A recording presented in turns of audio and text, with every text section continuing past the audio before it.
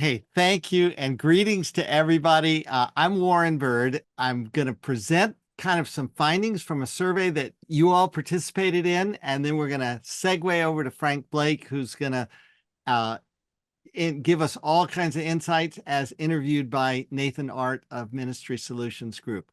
So we'll kind of each introduce ourselves as we go. I want to give as much time to Mr. Blake as possible. So let me jump in with my quick summary of if you're seeing the screen up there, the title that I'm giving it is Turning Online Attenders into Active and Identified Disciples and Givers. How does the church do that? In setting up for this, I identified 3 fears through our focus groups and interviews as we developed the survey. The fear that if we do more online, physical attendance will decline. Is that true? If we do more online, there'll be less personal connections. Is that true? If we do more online, then we won't know how to measure success. I think we have some answers to the very first unveiling of these survey findings from 60 yes/no questions, 18 multiple choice questions. Thank you again for participating. We're going to send you an executive summary down the road after we've closed the survey. We haven't even closed the survey yet. We'll make lovely graphics and like. But for right now, let me give you a quick, short first look, and then we'll hear from Frank Blake. Just to set the context, most important thing to know about me is I love Jesus. I'm the Senior Vice President of Research at ECFA, the Evangelical Council for Financial Accountability. I've co-authored a few books, and I can't keep a steady job. I'm a former church planter, pastor, seminary professor, and more. Okay, let's talk about what we've learned so far. For those, I say the happiest news is that online ministry can be fruitful for any church. For those who participated in the survey, we said, all right, group those who call your church home into 2 camps. Either they're primarily online or primarily in person. And almost a quarter of them are primarily online. Further, just over 2/3 of the people who took the survey says that their online attendance, however they define it, is currently growing faster than their in-person attendance. And that same 2/3 said our online attendance, however they define it, is larger than their in-person attendance. Further, their read of the landscape is that what they're experiencing, anyone can experience. We asked, a church doesn't need to be large in order to have a large online impact. And 4 out of 5 have said yes. Second bullet. This is the area of highest agreement on the survey, above the 90th percentile, well above it. Online needs to lead to relationships. Here was the actual question. One of our goals for online is for it to serve as an on-ramp to in-person relationships and community wherever possible. Yet, for that aspiration, it doesn't match reality for most of them. For example, a majority said, we struggle to help people develop relational connections through our online ministries. We anticipated that this would probably be a problem, so we gave a check all the that apply boxes option to 18 different options. And we said, for your online videos or streaming, at least monthly, which of these are invited or highlighted? And I'm going to tell you the 8 that have scored more than 50%. And I want you to notice that the vast majority of them are not about community and groups. Number 1, I'm giving them to you in the order that they are ranked. Submit prayer request. Give financially. Become a Christian. More about that in a minute. Invite others to participate in the church. Talk directly with the pastor. Join an email list or get baptized. That means that the options about that more directly build community, like attending an after-service Zoom group or joining a small group that meets online, they rated much lower. Further, They don't feel like they have the staff and the structures needed. More than half of the people so far in the survey have said, we don't have the right number of staff to handle the amount of people who connect digitally with our church. And they also said, we don't have the right staffing configuration for our church's digital outreach and discipleship. Third bullet of 5, as I'm racing through the highlights of our survey findings so far. Strongest theme is that digital outreach can indeed fuel local church local church engagement. 3/4 agreed that, quote, part of our church's online strategy is to get people to physically show up at a local church. And yet, even more than 3/4 disagreed with the statement, as we're providing more digital options, it's resulting in less consistent attendance. So in other words, they're saying that's not the case. The online is indeed feeding the in-person. Fourth bullet. Churches don't know whether their greatest online fruit will be local or digital. First, there is fruit. 3/4 at least have said we know of specific people who say they've become Christians through our church's online strategies. Even more than that said we're working to increase our online engagement with people who have no prior connection to the church. Not only is there fruit, but there's potential for more fruit. Almost 90% said our church wants to create enough discipleship connections so that people, now listen to this, can fully engage with our church no matter where they live. And yet there's a both and emphasis in that a little more than half said our church's primary target online is people within our geographic community. So is it local? Is it global? Is it both? And are the strategies the same for both? That's unfolding. Number 5, the biggest surprise is that churches are unsure whether digital outreach can pay for itself. For example, the statement, our online campus could eventually sustain itself financially. That is, to cover the cost for the staff, the marketing, the technology, and the equipment. We had the biggest unsure answer to that question almost of any question in the survey. Another question. We regularly invite online attendees to give financially to the church. Well, almost 90% do that.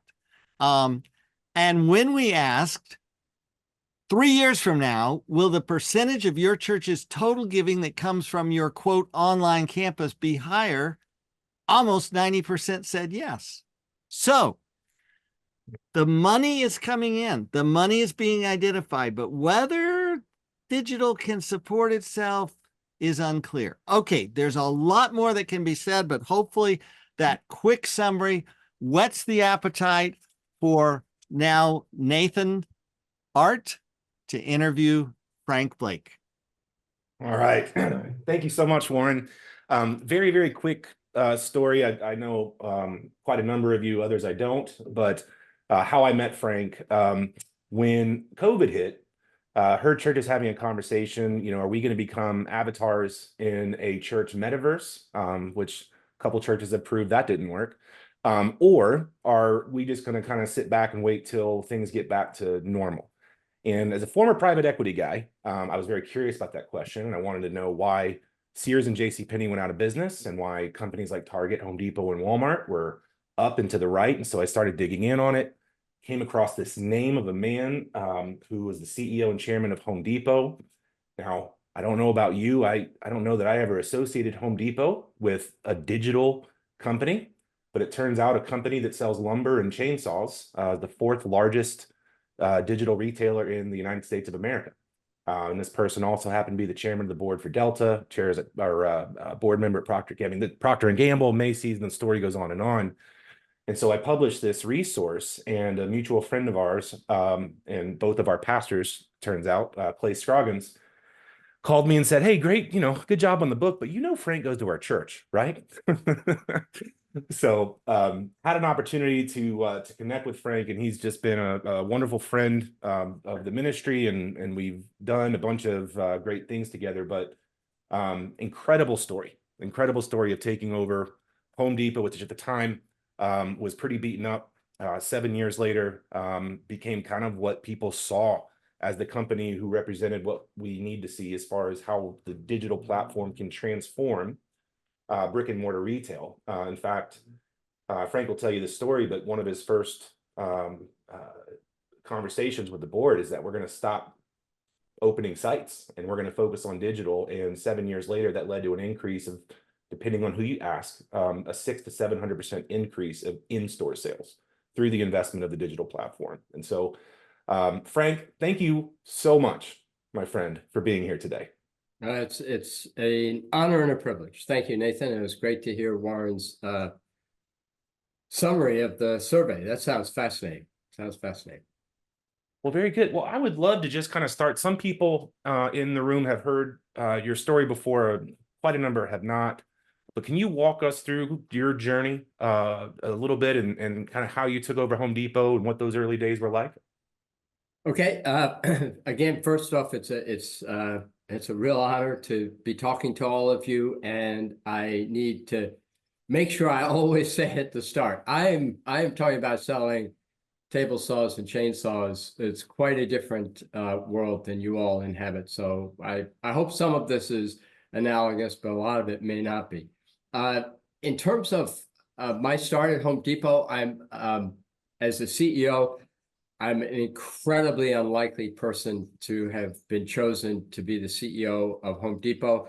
I'm a lawyer by background. I transitioned from being a lawyer into doing M&A. I ended up doing mergers and acquisitions work, reporting directly to Jack Welch, doing all of GE's mergers and acquisitions.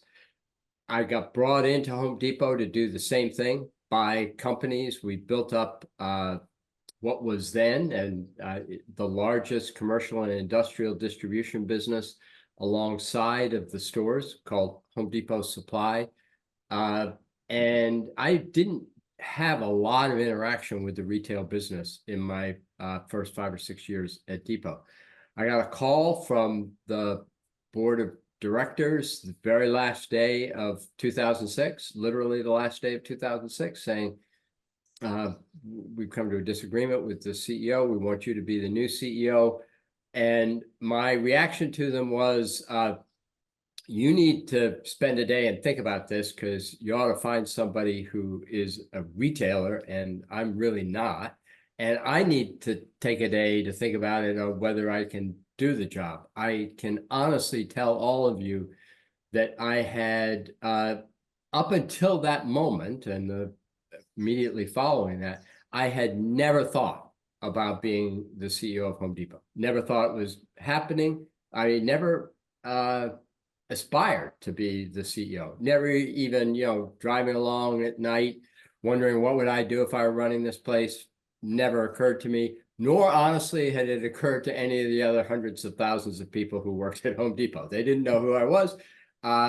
And it was a shock to them. In fact, my son at the time still works at Home Depot. At the time, he was a store manager at Home Depot, having come back. Depot had a program for returning veterans. He had served in the war in Iraq. He came back.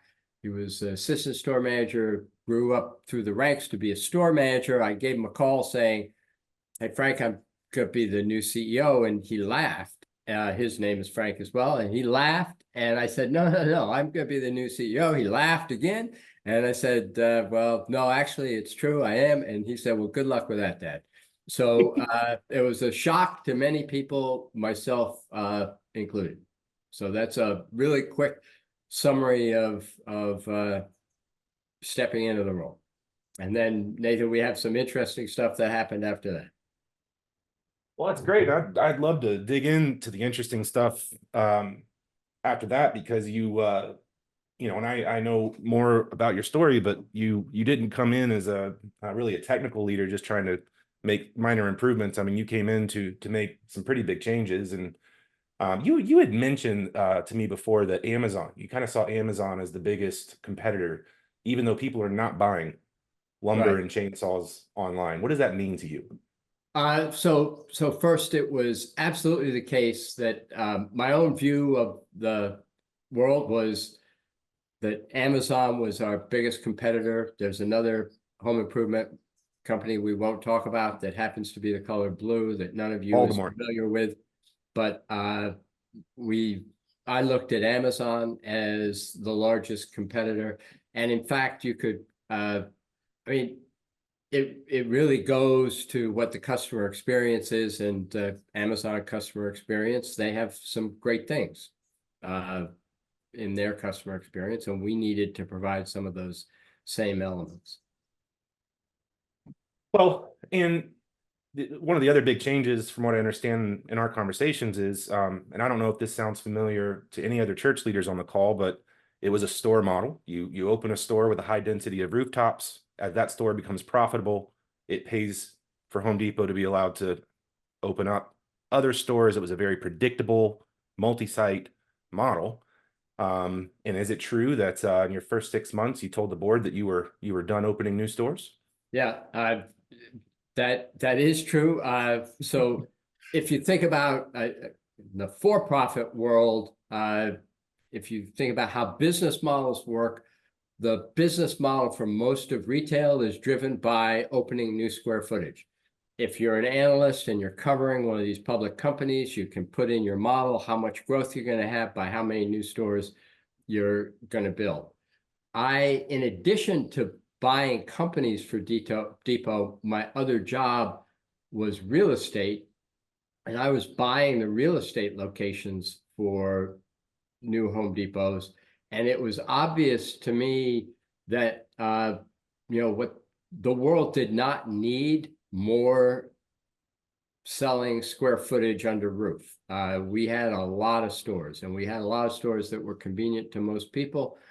And so I said to the board, I want to stop building new stores. And not only do I want to stop building new stores, but as sort of an internal discipline, we're going to take a $500 million write-off and completely clean out our pipeline of new store growth, so that we're going to know the only thing we're dependent on for growth is how we improve the productivity of our existing stores and how we grow our online business. The first part, stopping building new stores, was, I think, a logical financial conclusion. The second part, saying this is not just a temporary thing, this is long-term, was really about how we re-envisioned our business and thought more about integrating the physical store with the digital opportunities. And then unless we wrote off all that pipeline, we just keep coming back to the muscle memory of building new stores. And in fact, even when we did that, for the first 2 years, people kept coming to me saying, when are we going to build another store? When are we going to build another store? I said, no, seriously, we're not building another store. We are going to drive productivity through our existing stores, and we're going to grow online. Oh my gosh.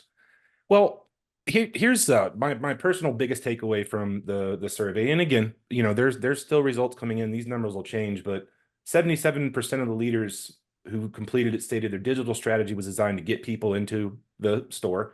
And then the most unified answer, 94% of people said our main goal is for online to provide an on-ramp to in-person relationships.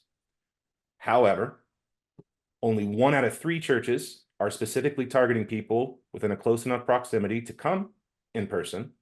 2 out of 5 say that they actually have that strategy in place to do so. 2 out of 5 feel like they're not staffed or resourced. And only 1 out of 5 are putting the same energy into digital as they are on Sunday morning. A lot of issues packed into that.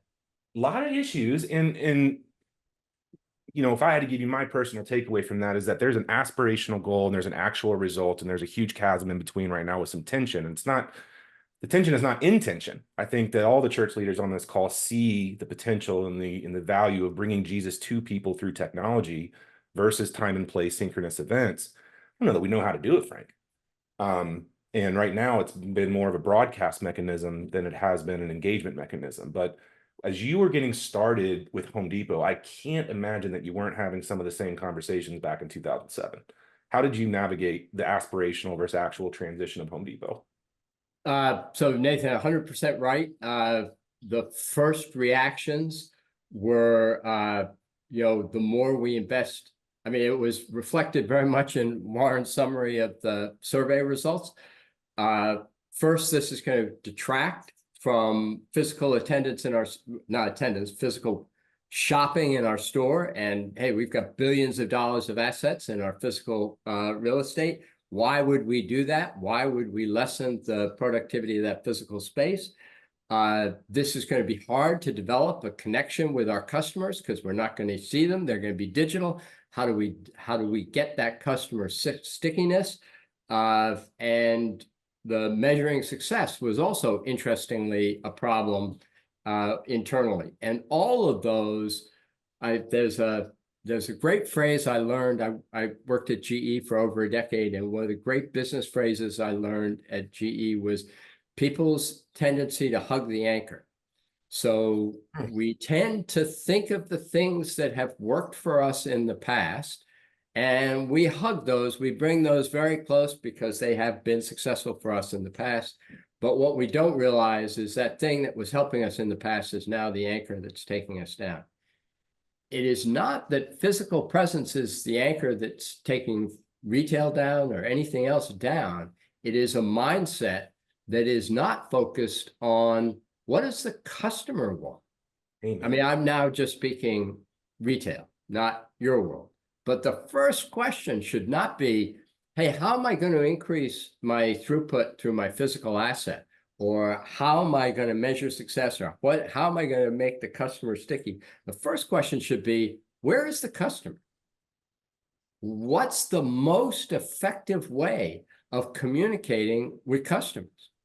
And when you change the question, the customers in retail, but I suspect in your world, the customers tell you how they like to interact. And what's very true in retail, and I suspect it will be true in your world, is far from detracting from the physical space, actually having an effective online presence enhances the physical space and allows you to do things that you wouldn't otherwise be able to do. But you gotta reformat the question, which is, where's our customer? And then go from there. If it weren't the case that your parishioners or your parishioners to be aren't interested in consuming digital content, you wouldn't have this issue at all. But they are, and so you have to figure out how you're going to meet those needs. And I would say, for retail, it's sort of an interesting but not all that important. For the world of faith, that's hugely important because we're losing our faith community. Well, we are, and to give you some reprieve, there's two reasons I love retail. Number one, you have for-profit companies spending billions of dollars understanding human behavior that we can learn from, and those companies are selling $80 to $90 billion a year of perishable goods, and we have the imperishable message of Jesus Christ. So we should be learning all we can because they're outselling us. That's for sure. But you mentioned something that I actually really want to stay in on, because this is kind of where the church is at right now. It's the buyer's journey. And so I'm going to speak in retail terms too, and we'll just let everybody on the call interpret it into their own context. But one of the reasons the attractional model of church was so big and why today every metric we have in the church is based on attendance, it was because if I can get you to attend, I can walk you through our 4 steps of assimilation, i.e. buyer process, right? And get you to engage. So attendance was a predictive analytic to engagement. Tell me if you agree with this, but I'd say we now live in a world where engagement is the predicting analytic of attendance, and right? And we actually have to get people to engage in order if we ever want to get them into the store.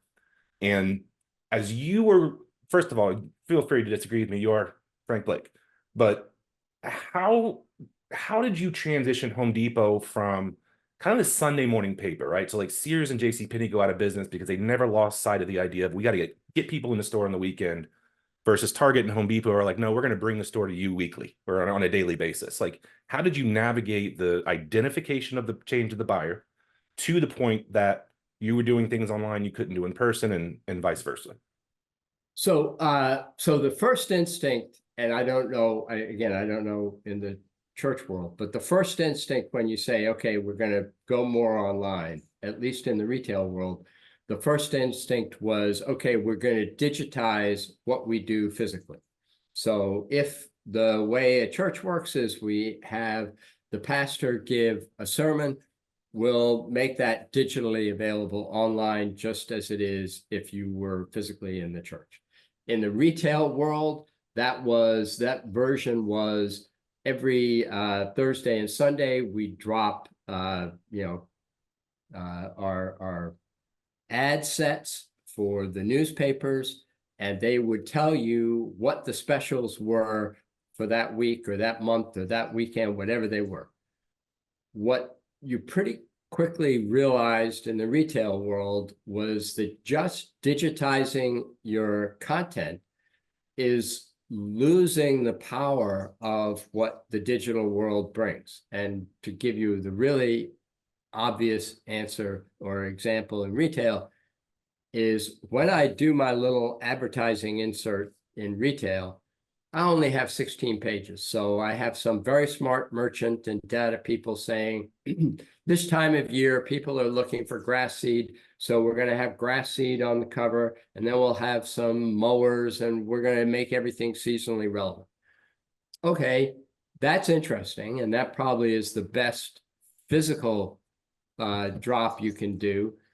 But imagine I don't have a garden. I don't have a lawn. That's not the project I'm working on this weekend. What I really need help with is I got to put in a new faucet, or I got to get a hot water heater, or whatever it might be. What you have available for that is nowhere to be found. You've got to sort of go into the store. You got to ask a bunch of people, but there's no way to find out about it on your own.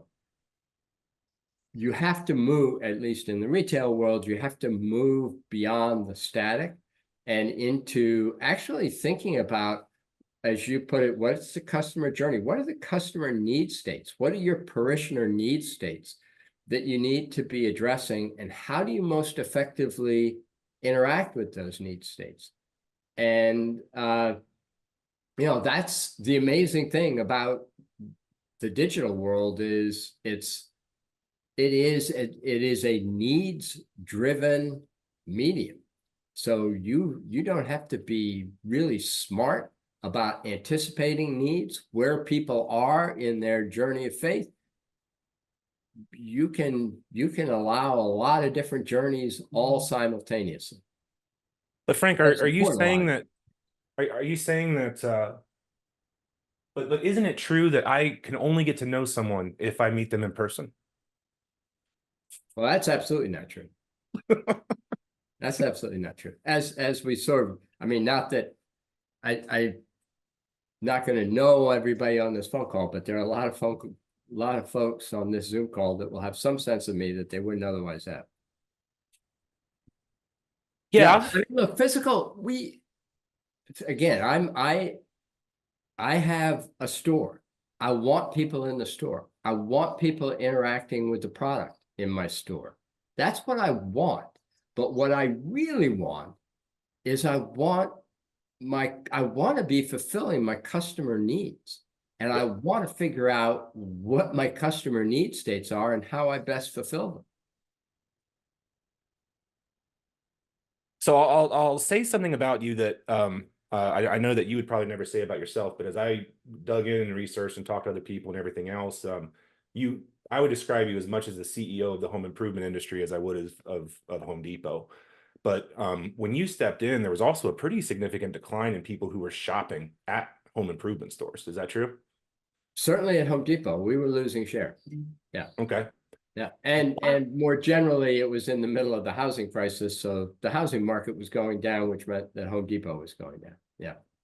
What was the biggest reason in your mind that people were shying away from home improvement stores? Because I mean, the whole volume of buying in that sector was down for time. Even before the recession started, it was down. Well, so this one I wouldn't tag to digital versus physical.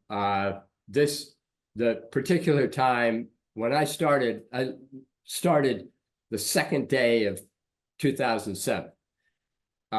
2007 was actually, the housing crisis was already obvious. I really had kicked off. People weren't paying attention, but it had kicked off in the summer of 2006.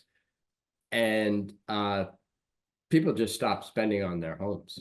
And that was true for 7, 8, and 9 until we got through the recession and people started getting comfortable with the value of their houses again. Sorry, that's sort of an off topic, but truthfully, it was a macroeconomic issue. Well, 100%. And I think, and this is, sideline reporters like myself talking about the people who are actually on the field. But one of the things that I had come across, I thought was pretty significant, was a case study on the home improvement industry that the 3 big reasons that people didn't shop at home improvement stores is they didn't identify as a DIYer.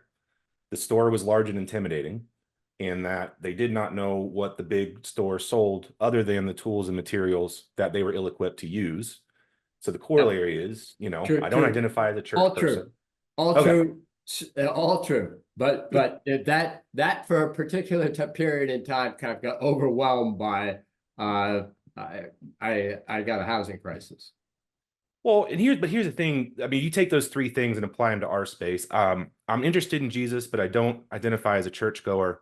The store is large and intimidating. I really don't have to interpret that one. And I don't know what the church offers outside of sermons, because that's the only thing that you're trying to sell me, right? Yep. So how do you take those 3 kind of pain points and then get people who would otherwise not shop at Home Depot or in the home improvement industry?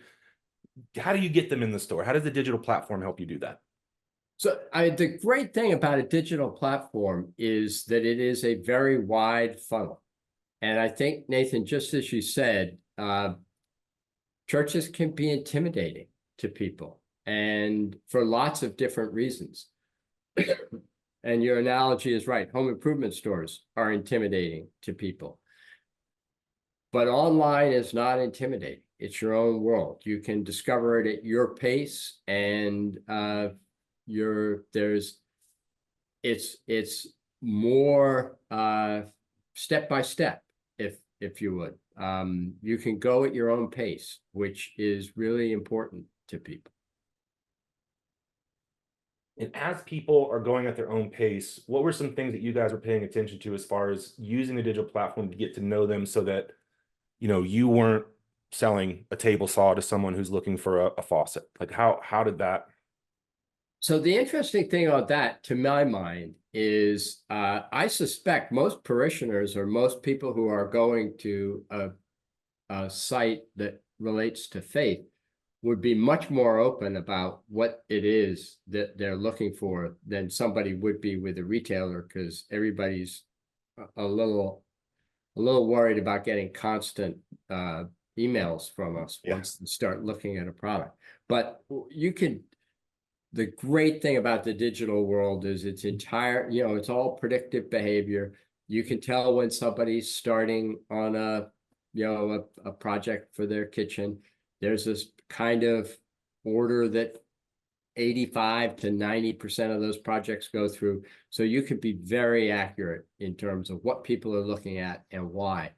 I don't know what the research looks like on that for the journey of faith, but I suspect it's very predictable as well, how people move through. But as I said, the great thing about it is that the funnel is very wide. So you get people where they're just there. I don't really know if I want to redo my kitchen. I'm not really sure this is worth it. To, as they move through the journey, they go, yep, I'm into it. I'm going to start ordering product, etc. I'm going to find a contractor and move on. But you don't have to be at that last step to engage. You're engaging when it's just a glimmer in your, oh, this would be fascinating to look at. Ooh, that is a very interesting point. And again, this is Nathan's opinion, and this is not an accusation of anyone on the call saying that you're doing this, but there does seem to be a chasm of kind of going almost from a borrowed platform like a YouTube channel to expecting that to get you into a seat next Sunday. And there's really not a ton of intermediate steps in between, but I'd love for you to speak to that a little bit. Yeah, no, I I'm not going to say I've done any extensive research on websites that are faith organizations other than the one I belong to. And I think it is not as open as you would think, as you might want. I mean, the more it's open to discovery and giving different off-ramps and on-ramps, the better, I think. And to the question of, are you measuring people in pews or are you measuring engagement overall? It would seem to me that it's always better to measure engagement overall. Well, you keep teeing me up with the question, so thank you. That is something that's really interesting that I've heard you talk about, and I think it's one of the most important things that you talk about. 10 years ago in the church, my opinion again, we would say that we have an online campus and we have in-person campuses.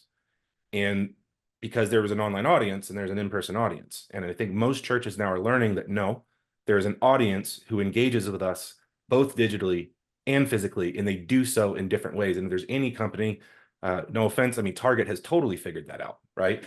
And how for a company who is selling, what you're selling at Home Depot, how did you integrate, like what were you doing in person and focusing on in person that you knew you couldn't digitize? And then what were you focused on digitizing that you knew that would lead someone to in person? Well, first off, let me just say that the endpoint, which became pretty obvious for us right at the start, and I don't know how this works in the church world, is our best customers were what we call interconnected retail. So if you looked at who were our most engaged customers, they always engaged both online and in store. And in fact, you build the capabilities of what you're doing online, really following the markers of your most engaged customers, which I suspect is also true for your most engaged personers. If you are developing, if you take as a mindset, I'm going to develop the very best experience for the people who are interacting with my church, both physically and digitally, odds are you're going to have the best answer for both. Just at least that would be the learning from physical retail.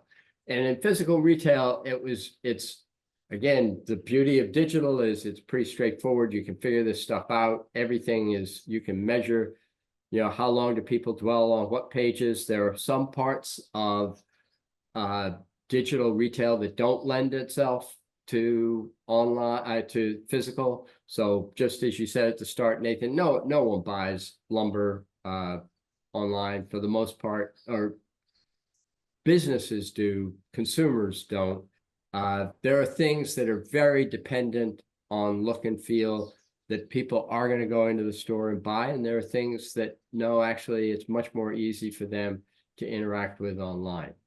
But you can mark it out. And I suspect the exact same thing is true for churches. There are parts of the experience that actually translate pretty well to digital, and then there are parts of it, no, I actually need someone, which is, as everybody was finding out during COVID, hey, there's actually something to this physical presence that's hugely important. Well, 100%. And I apologize to our clients who have heard me say this a million times, but one of the equations we write on the board is that value is equivalent to experience divided by time, right? So digitization is valuable because I can get the same or better experience, and I don't have to put my kids in the car, drive to the store, park, get out, wait in line, right? So, but I think one of the most important questions to ask, though, is why would someone drive, put their kids in the car, park, go into the church, right? And then have to get the same sermon. And the answer is typically that it has nothing to do with the sermon. That's not why they're there, right? So I think it's important that if you look at that equation to ask, like, what is going to make someone spend 2 to 3 times the amount of effort to get that experience? People like being around other people. It is that simple, isn't it? Yeah. People like being around other people. I mean, here's an interesting side note that I'm sure is very translatable in your world. I don't know anything. I still, after 8 years as CEO, if you ask me to do a home improvement project, odds are I will goof it up. But I can tell you, if when I tried to work in stores a lot. When I put on an orange apron, people assumed that I knew what I was talking about. I could be in front of an aisle. I'll say I'm in front of the caulking aisle, and the caulking tube will say, for asphalt cracks. And a customer will come up and look at it and say, can I use this on asphalt? And I'm sure they've researched it online. They know they can use it on asphalt. They see that it says asphalt, and yet they're asking me, and I nod my head and say, yes, sir. Yes, ma'am. You can use this on asphalt. And they buy it and are happy. It is just, and if that's true for an orange apron, I can only believe it's a trillion times truer for, really weighty issues of faith. People want to hear from authority. People want the input from people who've spent their lives thinking about whatever issue it is. I mean, anyway, I could go on and on about that, but it's a fascinating. I never went into the electrical aisle or plumbing aisle because I would worry that I'd set people's houses on fire or flood them. But for the rest, you can pretty much give the answer that people already know the answer. Yeah, and that actually leads to a question. And there's one big question I want to kind of land the plane. And let me pause on this part too. We want you guys to ask questions. I should have said this in the beginning, and I totally forgot, so I apologize.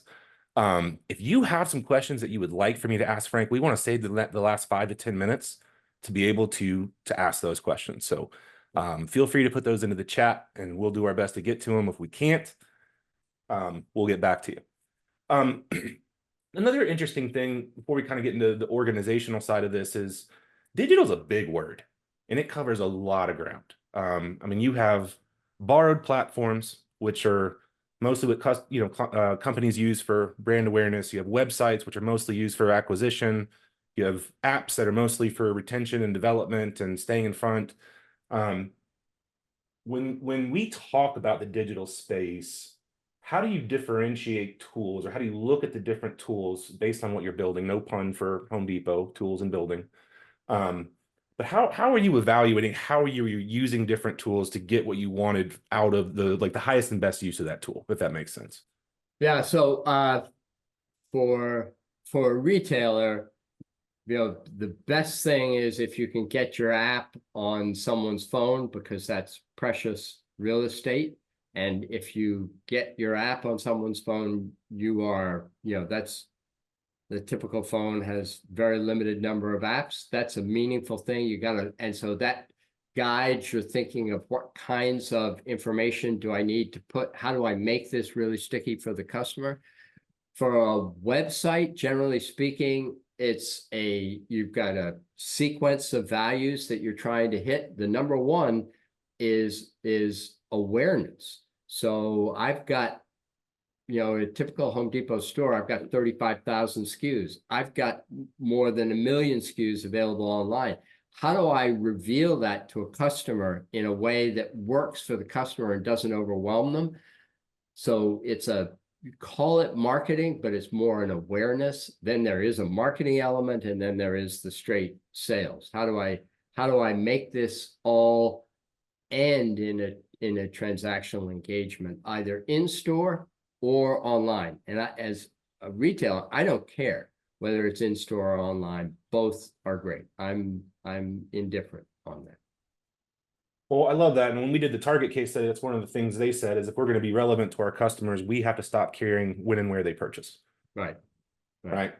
And then, what was well beyond, there are a couple of retailers that have this, Amazon and Walmart being notable.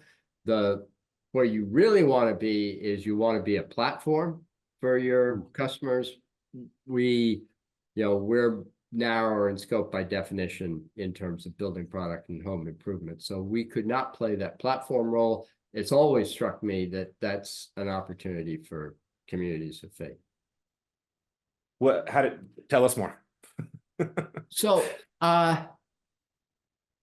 so a platform is, right, a network of people who share common interests, and, you know, broadly defined, that's what Facebook is. That's really what Amazon is. Walmart now is for pretty much all of retail. You can find pretty much everything as you can find it on Amazon.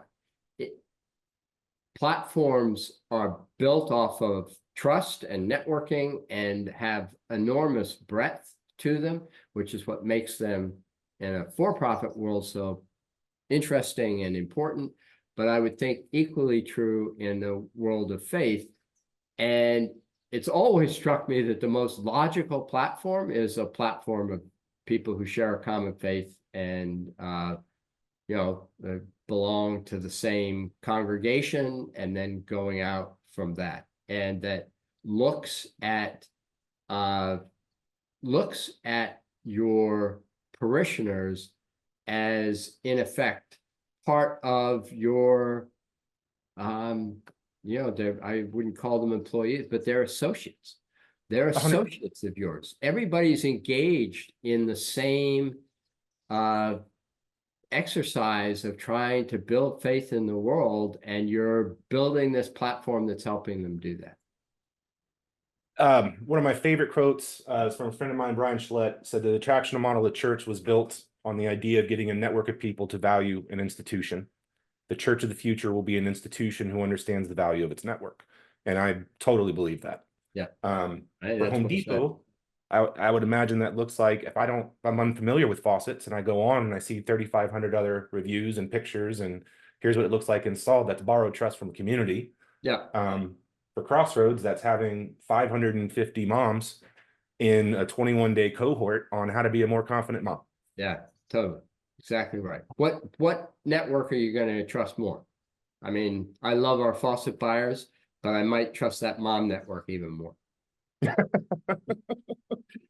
We do have some questions, but there's one question I'm dying to ask you, because the thing that where my heart hurts right now is you've talked about this at Home Depot of adding a program versus having an organizational alignment, and 60% of the churches who responded said that we do not have. In fact, only 3 out of 5 churches have a full-time person dedicated to digital ministry, at least one. 2 out of 5 say they're understaffed, under-resourced. Yet 94% of the churches said this is our organizational priority. So I've heard you talk about Sally on the ice flow, and I think one of the biggest things that we're seeing, right, is Sally's on the ice flow. And just talk through kind of early days about when digital was a program versus when you were able to bring it in and show the organization and the customer that this was not a program, this was Home Depot. Yeah, okay. Well, for those of you who, the Sally on the ice flow references, so the people in an organization are incredibly smart, right? They understand what's going on. And when you say, as was the case with online at Home Depot, when you say, here's a priority, and then you neither resource the priority nor put your best person on the priority, the organization totally understands. And they understand that that is a melting ice flow. And so when Sally or Sam is on the ice flow and they reach out for help, you go, yeah, that's fascinating. I'll help them as I can, but this is, I'll wait and see if they're still standing on the ice flow in a couple of months. That's not too urgent. So the way you show your prioritization in any organization is through your financial and human resources. Are you resourcing it appropriately financially? Are you resourcing it appropriately from a human resources perspective? This is true for companies, and I don't know about institutions of faith, but companies too often sort of default to, oh, I got to find somebody who's young and, you know, understands TikTok. No, what you need to do is find the person that everybody respects the most in your organization. That person may not even know what TikTok is other than a sound of a clock, but put that person in charge, they'll figure it out. The organization will pivot to understanding this is important to us because this person is hugely important to our organization.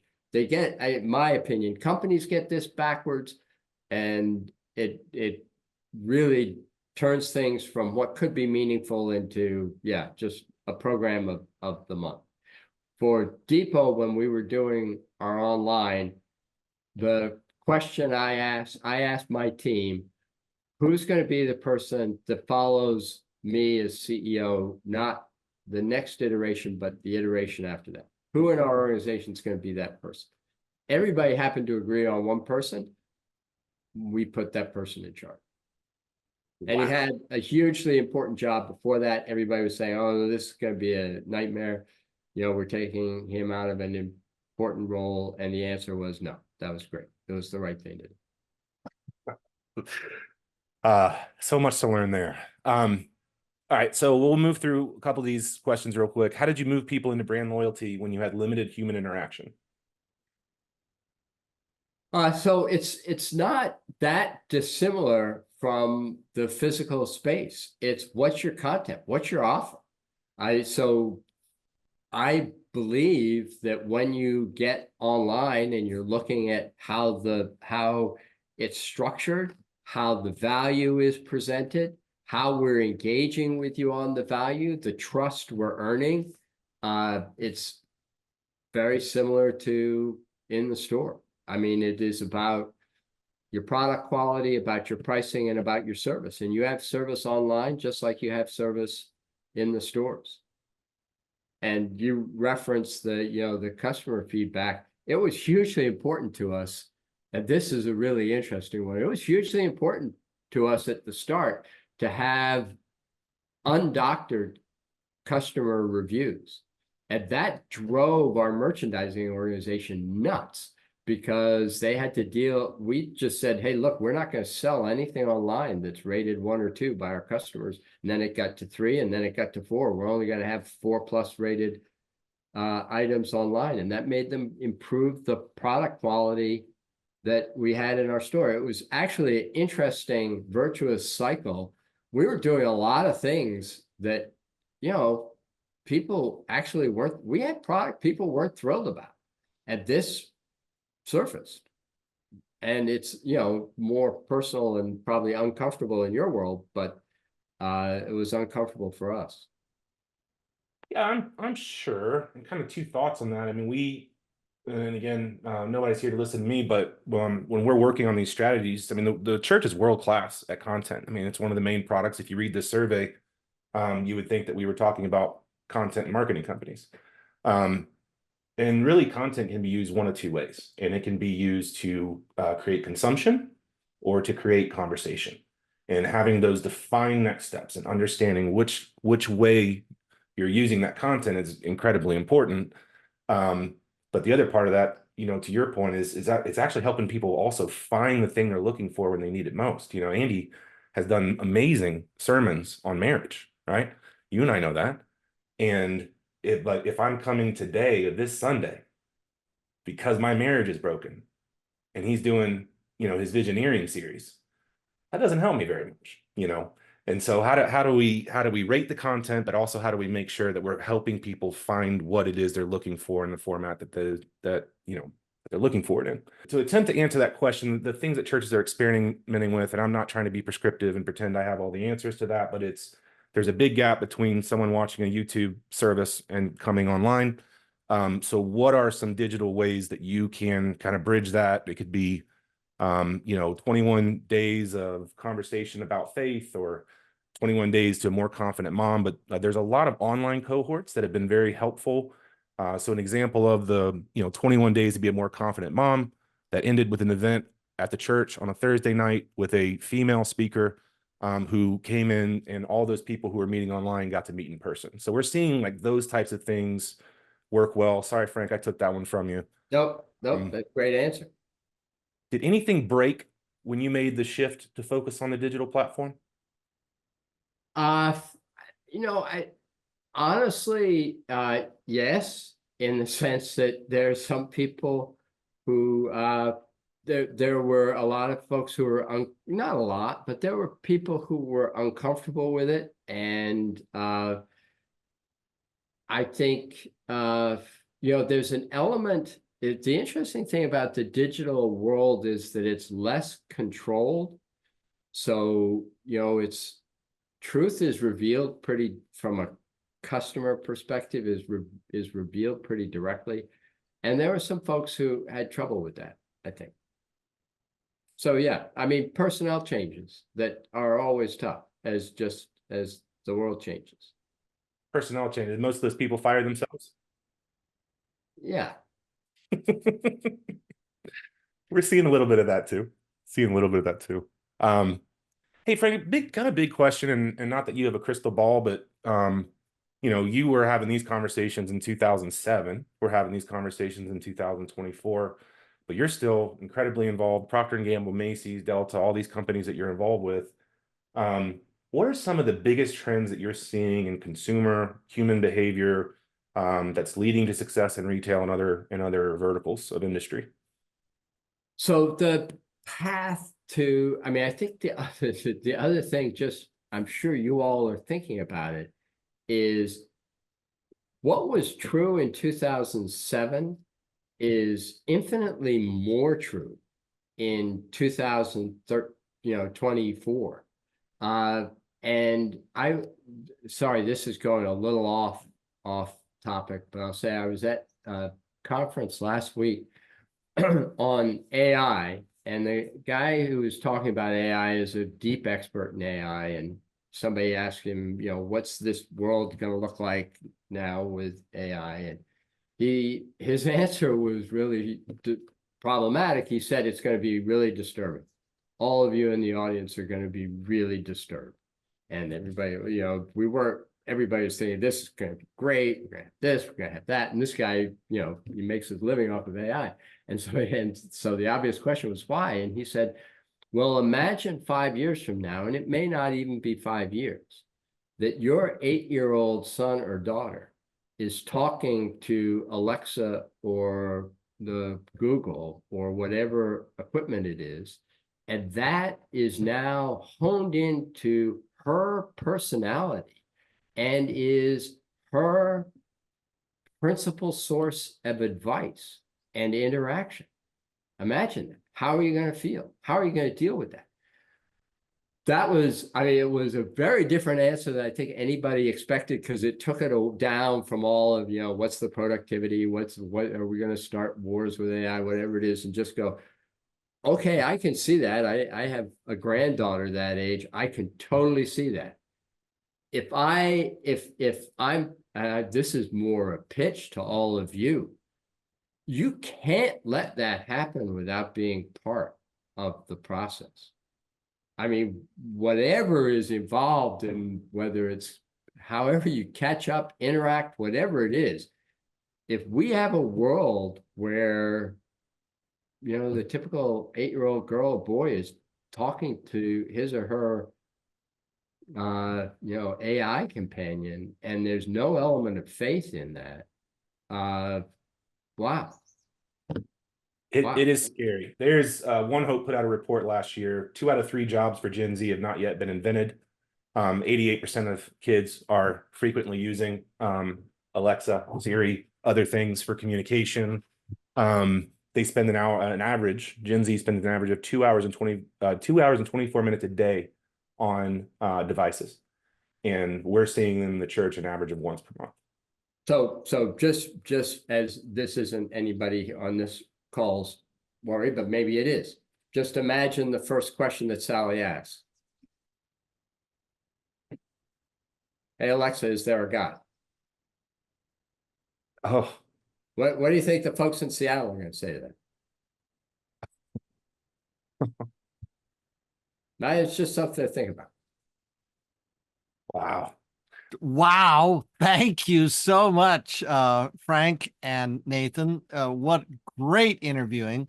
Second, we will send a lovely report down the road to everybody with the findings, the complete findings from the survey. We've learned so much. That was just the highlights.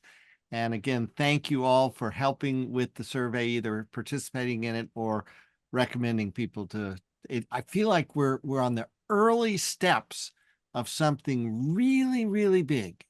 And you're the innovators and pioneers. And it's just wonderful to be able to learn from you and then to disseminate that to others.